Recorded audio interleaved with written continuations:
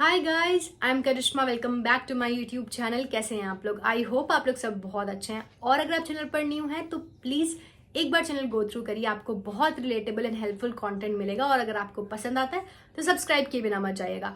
आज हम बात कर रहे हैं जो कल IBPS क्लर्क की नोटिफिकेशन ऑफिशियल आउट हुआ है, जिसमें 6000 से ज्यादा वैकेंसीज देखने को मिली हैं। तो उसमें क्या एलिजिबिलिटी क्राइटेरिया है, क्या जो फाइनल ईयर के स्टूडेंट्स हैं वो फॉर्म भर सकते हैं कि नहीं, आपको किस स्टेट से भरना चाहिए, कट ऑफ के पैटर्न्स क्या रहे हैं, एग्जाम का पैटर्न क्या है, आपका LPT होगा कि नहीं होगा, कास्ट का सर्टिफिकेट जो है वो किस फॉर्मेट में होना चाहिए। तो उन सारी चीजों के बारे में आज हम बात करने वाले हैं। और सबसे इंपॉर्टेंट एक चीज जो मुझे आपको बोलनी है कि जब भी कोई नोटिफिकेशन आता है, पॉजिटिव न्यूज है, आपको खुश होना चाहिए, लेकिन हम लोग हमेशा नेगेटिविटी की तरफ भाग जाते हैं। अब हमारी कंसर्न ये हो गई है कि SBI क्लर्क आएगा कि नहीं आएगा।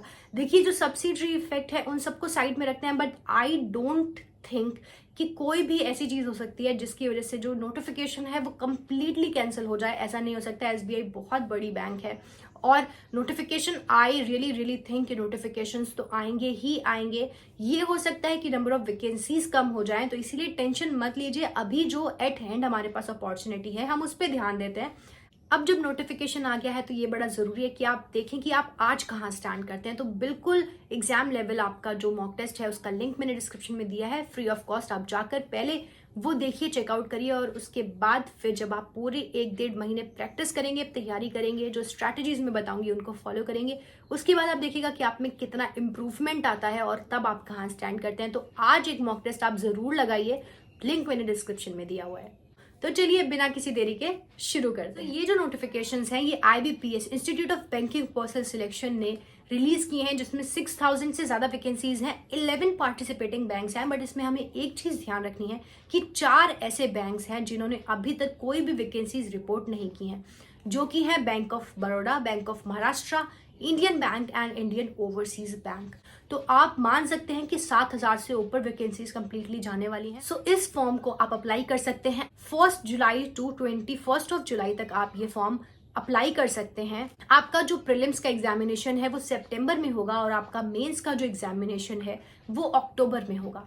तो इसीलिए आपके पास टाइम बिल्कुल नहीं बचता है। अगर आप सोचेंगे कि आप आज से सिर्फ प्रीलिम्स प्रिपेयर करते हैं, आप मेंस पर ध्यान नहीं देंगे, so that is a wrong strategy, क्योंकि बिल्कुल भी आपके पास टाइम नहीं होगा जब आप मेंस के लिए जाएंगे। इसीलिए जरूरी है कि आप आज से करें। तो मैं आपको एक प्रॉपर स्ट्रैटेजी प्रोवाइड करूंगी, चाहे आप बिगिनर हैं और चाहे आप पहले से प्रिपेयर कर रहे हैं। It will be helpful for both type of aspirants, इसीलिए वो वीडियो आप देखिएगा। और आपका जो फाइनल सिलेक्शन होता है, जो फाइनल रिजल्ट आता है आपका IBPS PO की बात करें या IBPS क्लर्क की, वो 1 अप्रैल को आपका रिजल्ट आता है। एलिजिबिलिटी की बात करते हैं। सबसे पहले एज की बात करें तो आपकी मिनिमम एज 20 और मैक्सिमम 28 होनी चाहिए। और अगर आप डेट्स की बात करते हैं तो 2 जुलाई 1994 टू 1 जुलाई 2002 के बीच में आपका जो डेट ऑफ बर्थ है वो पड़ता है। तो आप बिल्कुल एलिजिबल हैं ये एग्जामिनेशन देने के लिए। Both dates are inclusive. लेकिन अगर आप किसी कैटेगरी से बिलोंग करते हैं, जैसे कि आप SC या ST कैटेगरी से बिलोंग करते हैं, तो आपको 5 इयर्स का रिलैक्सेशन मिलेगा। अगर आप OBC कैटेगरी से बिलोंग करते हैं तो आपको 3 इयर्स का रिलैक्सेशन मिलेगा। एंड अगर आप किसी बेंचमार्क डिसेबिलिटी की कैटेगरी से बिलोंग करते हैं तो आपको 10 इयर्स तक का जो रिलैक्सेशन है वो मिल जाता है। बेंचमार्क डिसेबिलिटी के बारे में पूरी चीजें आपको page number 4 to page number 7 देखने को मिल जाएंगी, तो पूरा आप चेकआउट कर सकते हैं PDF में। अब बात करते हैं एजुकेशनल क्वालिफिकेशंस के बारे में। आपने सिंपल ग्रेजुएशन किया होना चाहिए किसी भी ऐसी यूनिवर्सिटी से जो सेंट्रल गवर्नमेंट रिकॉग्नाइज्ड हो। और अगर आप एक फाइनल ईयर के स्टूडेंट हैं तो आप फॉर्म तभी फिल कर सकते हैं जब आपका जो रिजल्ट है वो 21 जुलाई 2022 से पहले या उस दिन तक आ गया हो। और आप जब भी फॉर्म अप्लाई कर रहे हैं, बी वेरी वेरी पर्टिकुलर, आप जो भी इंफॉर्मेशन देते हैं वो सही हो।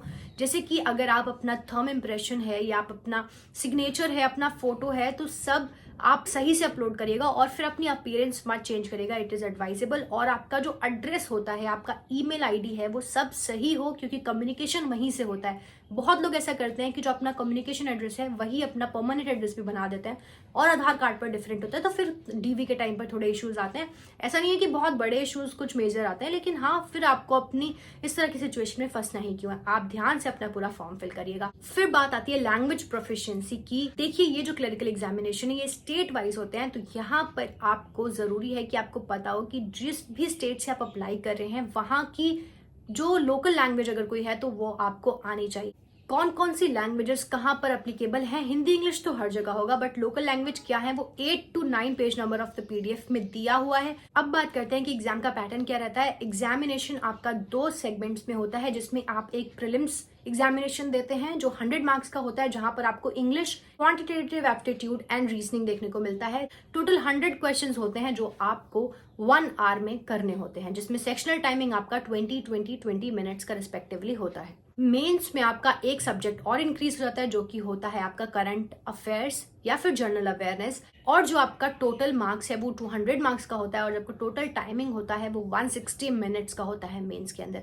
यहाँ पर कोई भी डिस्क्रिप्टिव आपको देखने को नहीं मिलता है। नंबर ऑफ वैकेंसीज की बात करें तो पेज नंबर 20 ऑनवर्ड्स आपको वैकेंसीज पूरी देखने को मिलेंगी। हम कुछ स्टेट की वैकेंसीज की बात कर लेते हैं कि कौन कौन सी वैकेंसीज हैं स्टेट में सबसे ज्यादा देखने को मिली है। सबसे पहले बात करते हैं उत्तर प्रदेश की। उत्तर प्रदेश में 1089 वैकेंसीज देखने को मिली है, जिसमें से पंजाब नेशनल बैंक ने अलोन सिर्फ 401 वैकेंसीज दी हैं। सेंट्रल बैंक ऑफ इंडिया ने 296 वैकेंसीज दी हैं। यूनियन बैंक ऑफ इंडिया ने 162 वैकेंसीज वहां पर दी हैं। उसके बाद सेकेंड नंबर पर आता है महाराष्ट्र, जहां पर 775 वैकेंसीज देखने को मिली हैं। उसके बाद वेस्ट बंगाल 528, पंजाब में 407 वैकेंसीज, दिल्ली में 295 वैकेंसीज एंड गुजरात में 304 वैकेंसीज एंड सो ऑन। और इस एग्जामिनेशन की जो कट ऑफ है कंपैरेटिवली वो हाई जाती है, क्योंकि क्लरिकल एग्जामिनेशन है, आपका जो लेवल होता है वो एग्जाम का कम होता है, आपके क्वेश्चंस इजी होते हैं, इसीलिए आपका जो कट ऑफ है वो हाई जाता है। ये वेरी करता है स्टेट टू स्टेट, जैसे दिल्ली में कट ऑफ आपकी काफी हाई जाती है, पंजाब में आपकी कट ऑफ हाई जाती है। और जब आप नोटिफिकेशन पीडीएफ के लास्ट में बिल्कुल देखेंगे तो 37 पेज नंबर ऑनवर्ड्स आपको सारे के सारे फॉर्मेट्स देखने को मिल जाएंगे। जिस भी कैटेगरी से आप बिलोंग करते हैं तो आपको पूरी की पूरी जो फॉर्मेट्स हैं वो देखने को मिलेंगे, तो आप पीडीएफ से जाकर चेकआउट कर सकते हैं कि आपका फॉर्मेट कौन सा होगा, तो आपको वरी करने की अब कोई जरूरत नहीं है। तो ये थी सारी चीजें जो हमने डिस्कस कर ली हैं। अब हमारी स्ट्रैटेजी बची है कि किस तरह से हमें एग्जाम टारगेट करना है, वो मैं लेकर आऊंगी कल। आप देखेंगे कि कैसे आपको एग्जाम टारगेट करना है, और आप कैसे, आप एक बिगिनर हैं तो भी बिल्कुल आसानी से आप एग्जाम दे सकते हैं। देखिए बहुत डिफिकल्ट एग्जामिनेशंस नहीं है, बस एक राइट स्ट्रैटेजी, राइट अप्रोच की जरूरत है, जो कि मैं आपको सिखाऊंगी। मैंने कैसे एग्जाम क्वालिफाई किया अपने फर्स्ट अटेम्प्ट में, वो सारी चीजें, वो सब एक्सपीरियंसेस मैं आपके साथ शेयर करती रहूंगी आगे आने वाली वीडियोस में। अगर मैंने कुछ एड्रेस अभी नहीं किया है तो आप मुझे कमेंट सेक्शन में बता सकते हैं। अगर आपको वीडियो अच्छा लगा है तो प्लीज लाइक करिएगा, अपने फ्रेंड्स के साथ शेयर करिएगा, और अच्छी अपॉर्चुनिटी है, इसको ग्रैब करिए, पढ़ाई करते रहिए। आप मेरा टेलीग्राम चैनल ज्वाइन कर सकते हैं, डिस्क्रिप्शन में मैंने आपको लिंक दिया है। और अगर आप मुझे इंस्टाग्राम पर फॉलो करना चाहते हैं तो वहां फॉलो कर सकते हैं। और बस, अगर आपको अच्छा लगा तो सब्सक्राइब करिएगा, और मैं आपको मिलूंगी अदर इन्फॉर्मेटिव वीडियोस में। चलिए बाय बाय।